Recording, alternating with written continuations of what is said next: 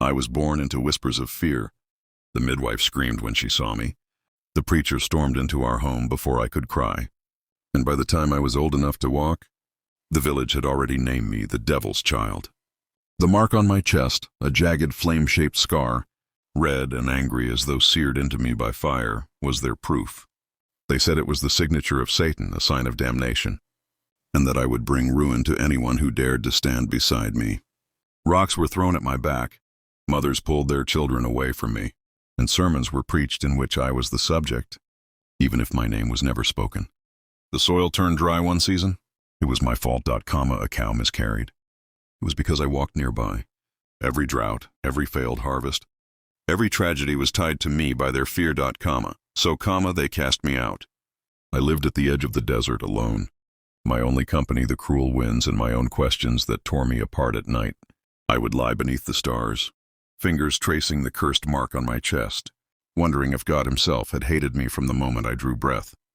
My world was silence until the day Silas McGraw rode into town. He was a rancher, tall and broad, with skin tanned by sun and eyes hard as iron. But what set him apart wasn't his strength. It was his refusal to bow.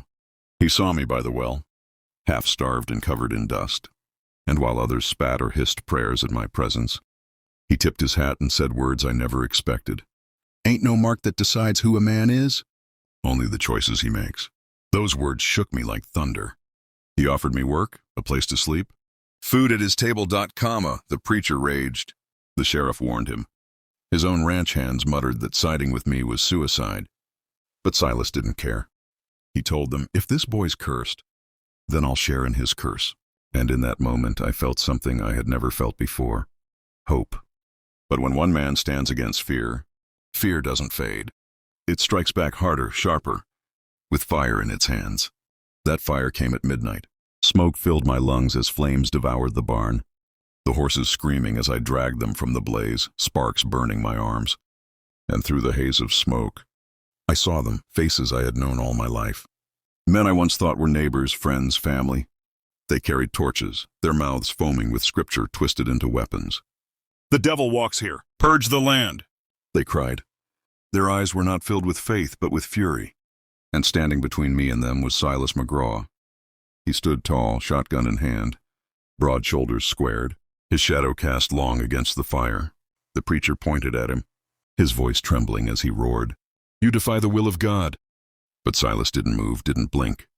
He spat into the dirt and growled with a voice that thundered over the flames, "If your God condemns a boy for the skin he was born in, then your God ain't mine." The mob faltered. They cursed him, threatened him, damned him to hell, but not one dared to take the first step forward. In that moment I understood. My curse had never been the mark. It was the fear others carried in their hearts. Silas risked his life to show me that worth is not etched in scars, but in courage, in love, in the choice to stand when the world demands you kneel. From that night on, I no longer hid my chest.